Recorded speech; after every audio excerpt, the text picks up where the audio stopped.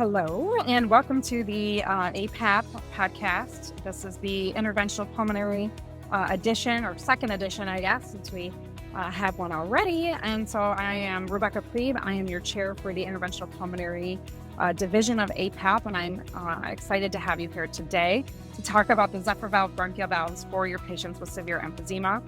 I'm joined by some great nurse practitioners, Amy and Chelsea, who work very closely with these patients. And so I'm happy to introduce Chelsea. Why don't you tell us a little bit about yourself and your role with the Zephyr valves? I'm Chelsea Koskovich. I'm a pulmonary nurse practitioner in Fredericksburg, Virginia. I have been the lead Zephyr valve coordinator at our office since 2018, where we were the first Zephyr valve workup center on the East Coast. I am also the lead NP at the office. Wonderful. And Amy, tell us a little bit about your role in interventional pulmonary. Yes, I'm Amy Moore. I'm an acute care nurse practitioner at Norton Thoracic Institute in St. Joseph Hospital in Phoenix, Arizona. In my clinic, I rotate between the inpatient service and our outpatient clinic. So I get to see these patients during our initial workup, during pre and post procedure while they're hospitalized, and then also with their follow-up care afterwards. Great. And again, I'm Rebecca. I am a nurse practitioner in interventional pulmonary at Henry Ford Hospital in Detroit. We have one of the top 5 Zephyr valve programs in the United States. We've done over 400 valve procedures to date. And I'm happy to bring this presentation to you guys. I like to kind of go over just a brief overview, since there are providers here that, don't know much about the valves or how it can benefit their patients. And so we'll talk a little bit about the presentation.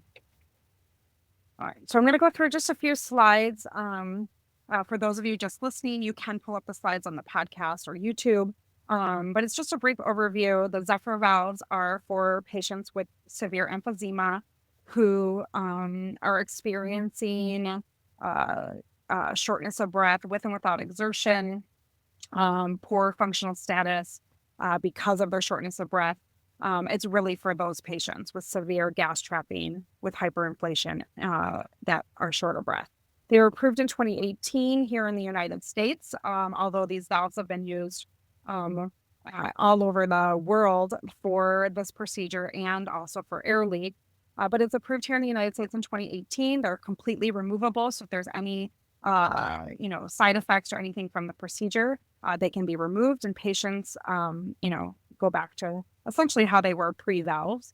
And they're covered by almost all major insurances, including Medicare, Medicaid, and some private insurances. The best part about the valves now is that now they are part of the GOLD Initiative guidelines. And so it is something that as pulmonologists, APPs, that we should be thinking about for our patients, because it's part of the spectrum. So it's not only pulmonary rehab and maximizing non-inhaler therapy, or referring them for lung volume reduction surgery or transplant, but this is part of it now. So it really is to help their symptomatic improvement of their shortness of breath, so they can have better quality of life, walk further, decrease their exacerbations, and as they become more functional, some of them do get off this transplant list, or because they get so much improvement in their lung function back. The studies that went on to get the valves approved and to be part of these standards of care is, showing that patients can get improvement of FEV1s of, 15% or more. Gas trapping can be reduced about 50% or more. Walk distances are, statistically significant of over 30 meters or more. And so, patients can really benefit from them. And this is what patients are seeing: improved health status, more quality of life, increased exercise tolerance, less breathlessness, because we're making their hyperinflation decreased by eliminating some of the dead space in their lung with these valves. And then, really, getting them back into the things that they enjoy. I, hear patients all the time wanting to play with their grandkids or cut the lawn or vacuum or travel, and not feel like they can't because of their shortness of breath. And it's really for those patients. A simple algorithm to, getting patients worked up is, as a provider like Chelsea, who is a workup center for patients with valves. She's a COPD provider.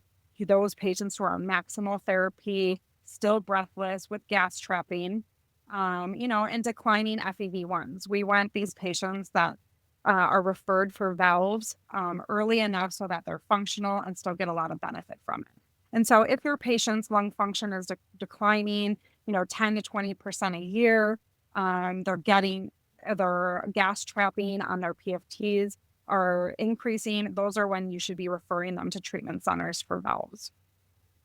And then when they get to the treatment centers, like Amy's place, moving on to the next slide, what does that look like? And so there's additional screening to assure that our patients will be able to undergo, an hour procedure under anesthesia or conscious sedation in order to be able to get valves. We do an assessment, a quantitative assessment with a CT and with our Chartis system to assure that the valves will work for patients before we place them. It essentially simulates the valves. And so once they're candidates and they come for their procedure, we check to see which lobe the valves can go in. We put the valves in one of the 5 lobes in order to reduce that gas trapping or that dead space in the lung. And then, that lung volume becomes less. The diaphragm, the pressure in the diaphragm from the hyperinflation improves and the patients become less short of breath. And so patients get anywhere from 2 to 8 valves, depending on the size of their valve. They get admitted for 3 days per the FDA guidelines because the biggest complication is pneumothorax for the patient.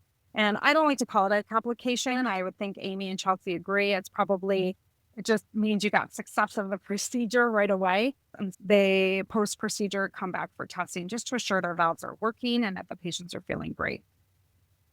There are a lot of resources out there for the valve. If you want to move to the next slide, there are lots of clinical educational material, brochures, and websites. APAPP and Pulmonology have kind of joined forces to try to help educate patients and collaborate in this relationship. And so we're here today to talk to Chelsea and Amy about kind of their experiences with, Zephyr valve patients. And I'd like to start with you, Chelsea. You are not a proceduralist in your role, and so you play a very valuable role in assessing these patients and being a workup program for people like me and Amy who do the procedure part. And so when you're talking about valves to your patients, what do you say to them? So it first starts with their testing. So they'll come in, they'll have their PFT, their 6-minute walk test. And if we are seeing, just like you said in the last one of the prior slides, is if their FEV1 is 50 or less, or their RV is 150 or greater, then at that point they would likely be a good candidate for the valves. Their 6-minute walk test, of course, if they can walk anywhere between 100 to 500 meters, then that would also make them a good candidate. So the biggest thing is, patients, you touched on it earlier, they're complaining that they can't play with their grandkids, or they can't they don't want to go to the store. They kind of get recluse to their own house because they're afraid to be short of breath. And so we are able to give their life back. So I always tell them, we have this great procedure that is able to help give you your quality of life back. And it's not invasive. That's the first thing. They're worried that they're going to have surgery. They think they're going to have their lung cut open. And so we're like, no, this is, for the most part, and a lot of these patients have already had a bronchoscopy sometimes. So they're kind of, aware of that procedure. And so, but, I kind of tell them, their lungs are kind of like a balloon. And so when they have emphysema, now they're taking a breath in and breathing only some of it out. And so their lungs are slowly blown up like a balloon. And so if we are able to put the valve in and help decompress it, then their lungs can expand and they can breathe easier. And so It usually definitely first starts with the testing, and then, we always do other workup too, just to make sure that there's not anything else causing their shortness of breath, not just their emphysema, like an echo to make sure they don't have heart failure or pulmonary Yeah. hypertension. And then if they do have the RV, then I always, say, okay, we can do the further workup. And then if the workup comes back and we see that they have a lot of air trapping in one of those lobes, then we go ahead and send them to, one of the interventional practices like you guys.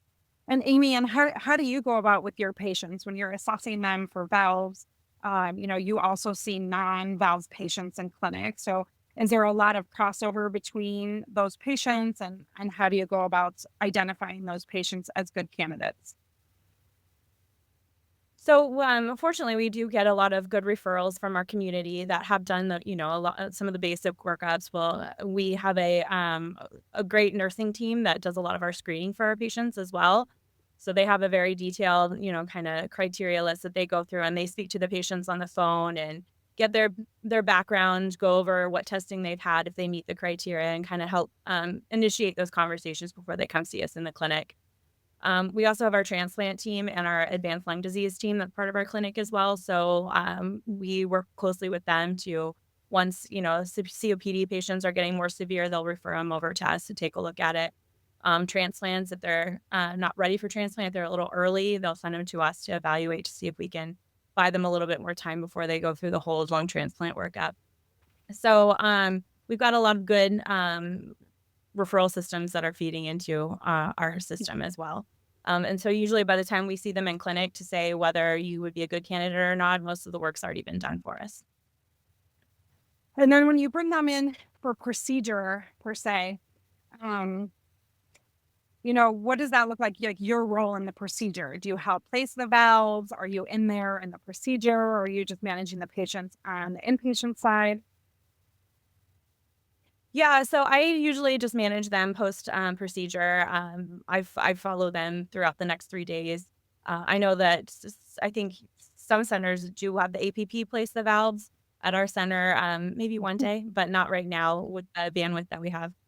So I see them before the procedure, go answer any last minute questions, and then I'm very close by. So right after the procedure, I follow up. We do a couple X-rays right afterwards. So I'm there, making sure that, we control any side effects, any coughing issues, watching for those pneumothoraces, which is our most common complication. What education is important for them in order to care for these patients while they're hospitalized?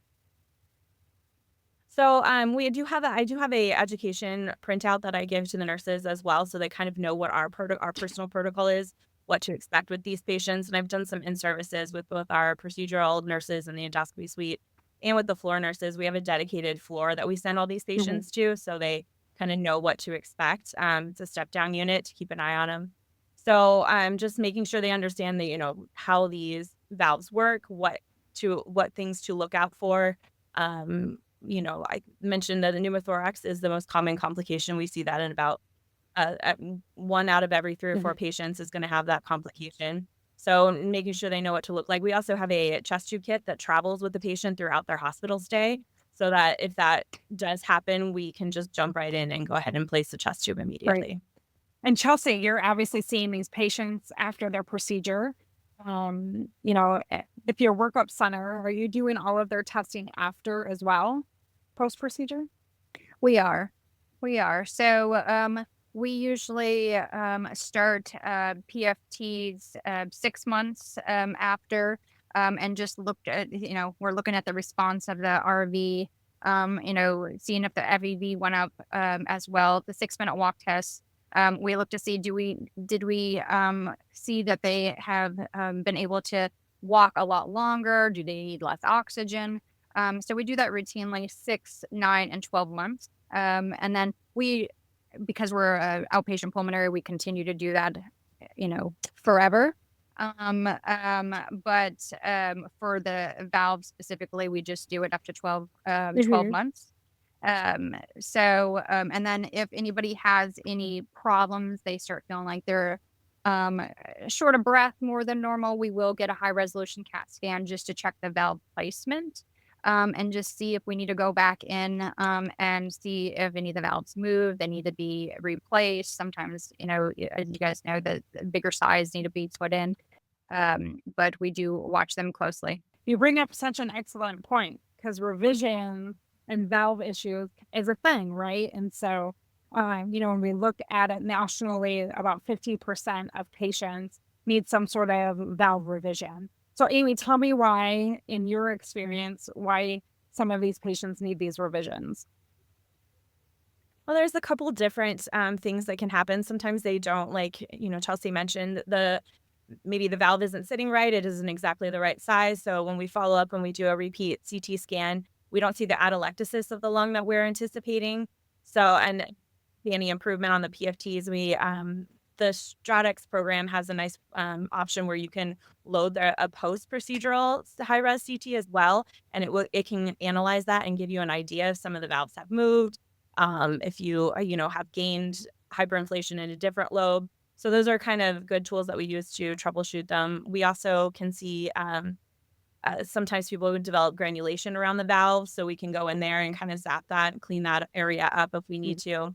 And then very rarely we try to be careful and make sure that there's no infection before they do that. But we have seen just a few instances where they might have some kind of post-obstructive infection, but we can, again, remove those valves if we need to. And we know the studies have shown, improvement of lung function and gas trapping. Are you seeing that, Chelsea, in the real world, outside of the clinical trials? What kind of improvements are you seeing in your patients, in a range? For sure. I saw a patient last week and I was going back to all her PFTs. And she got her first one in 2020 and her RV was 227%. And her RV now is 165 or something like that. So she's gotten these great volume reduction. She's like, this is the best thing I've ever done. She's walking the mall like every day. She's going shopping. Like she is like loving life. And so, these are what people are usually saying. They're saying, they want their life back. They're not ready to give up. And some of these patients aren't, they're too old for transplant. So this gives them a second chance. Oh, for sure. I think, when we look at, how the valves came about, patients with COPD, they didn't have any options besides transplant for 20 years. And so now they finally have something that they can make them at least feel better and give them a better quality of life for however long that is just amazing. Amy, in your experience, are you seeing the same thing as Chelsea as far as lung function improvement and quality of life? And, what are your patients seeing? Yeah, absolutely. We can, most of the time we see a drastic decrease in their residual volumes and their total lung capacities. Their FEV1s will see an increase, sometimes by, 20%. And sometimes we'll see an increase on their DLCO as well. So these patients, they do feel like they've gone back maybe 4 or 5 years is our goal to get them to that, where they were then, and just buy them as much time as we can before, the disease inevitably continues to progress or they need to go to transplant or whatnot. And if Amy, if you could tell us, to the providers out there who are seeing COPD, but have never referred to Zephyr, to a valve program or didn't even know about valves, what are some key points that you would like them to know? Like, send me patients when? Sure. I think the main key point is you want to make sure that it is emphysema. That is the key. COPD can be kind of a blanket diagnosis. But these patients that are COPD, you've noticed that their FEV1s have been decreasing.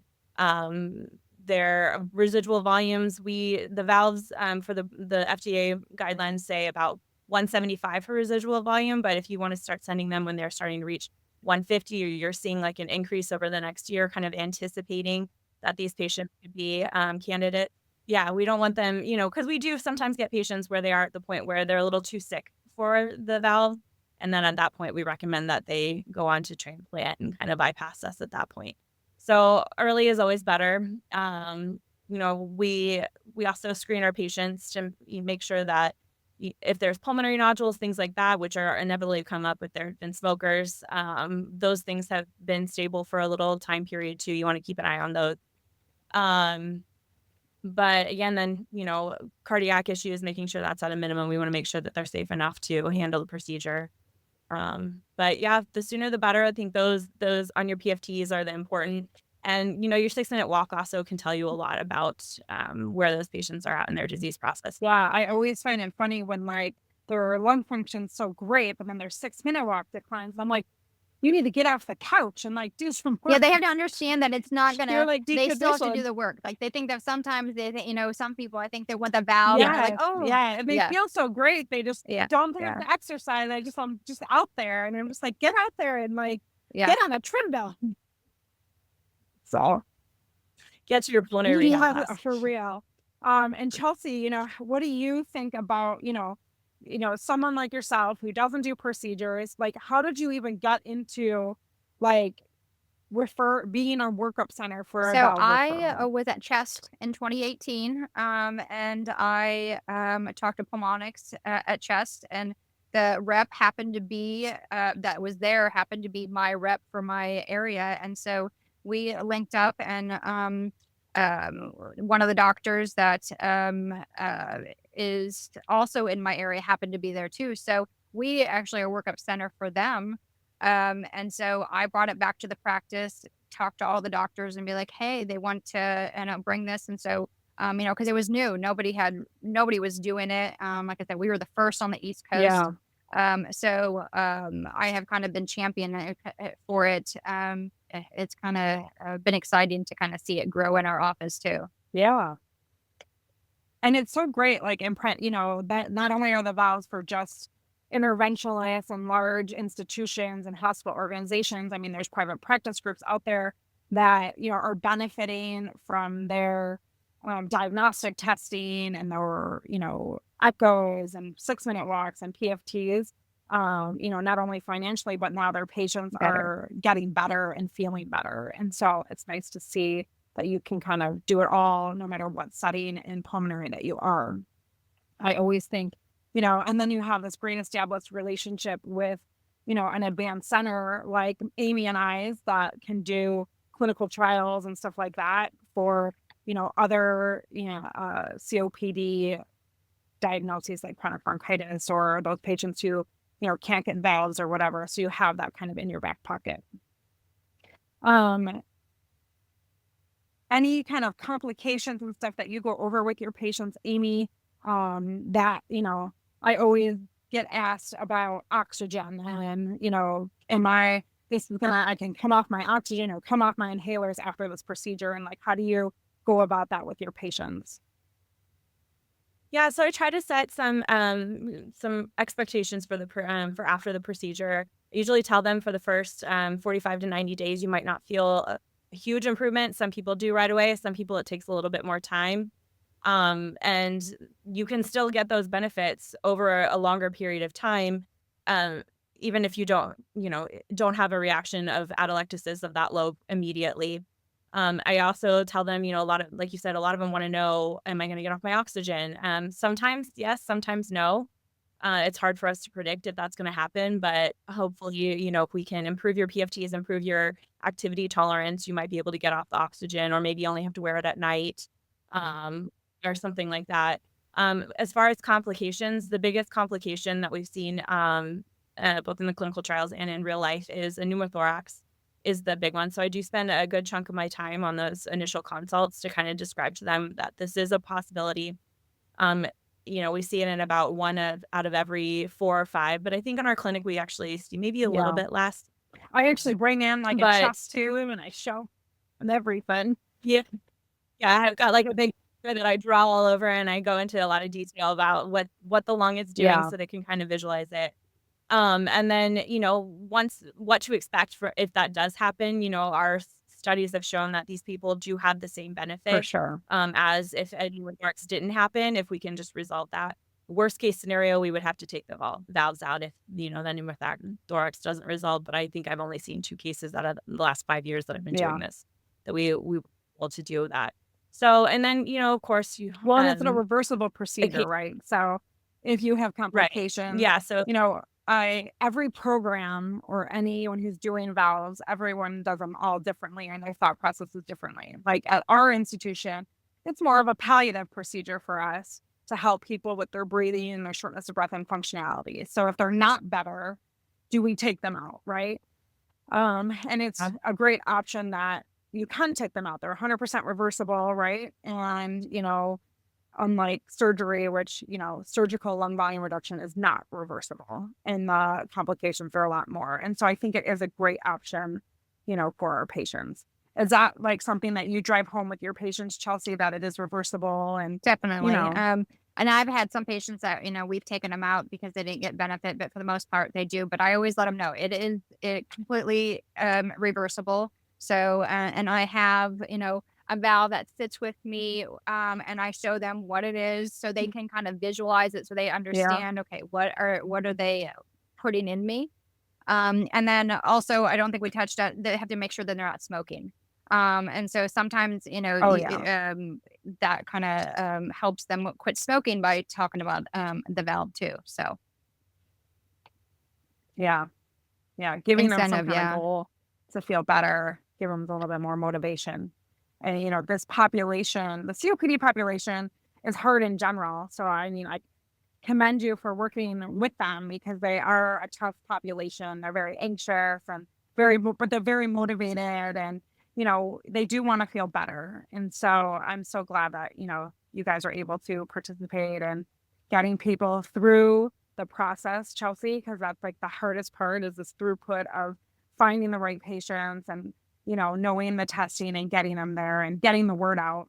And, Amy, just the process of getting the patients to the procedure, dealing with complications, and then, managing their expectations after the procedure, I think are the hardest.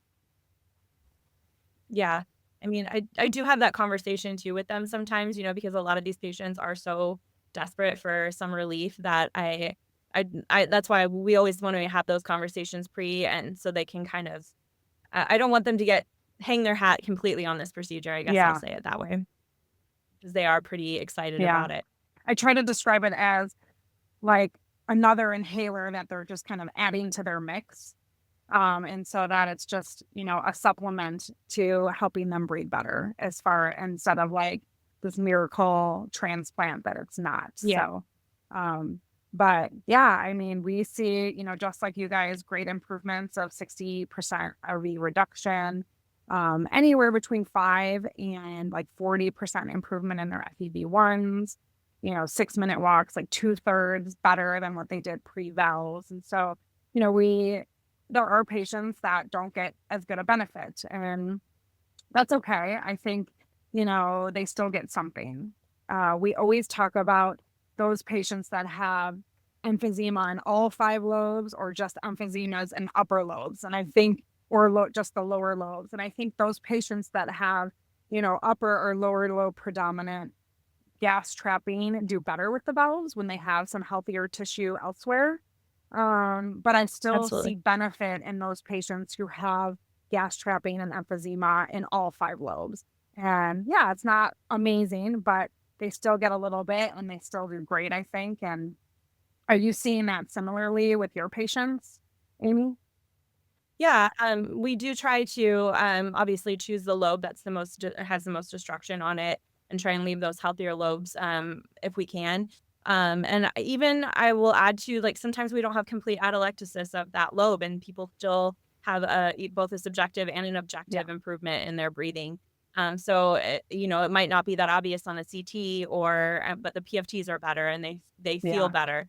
So, most of the time we do see some benefit even if, it's not, complete atelectasis, Yeah. but Are you seeing the same, Chelsea, with your yes. patients who don't get complete Yeah, atelectasis or, yeah.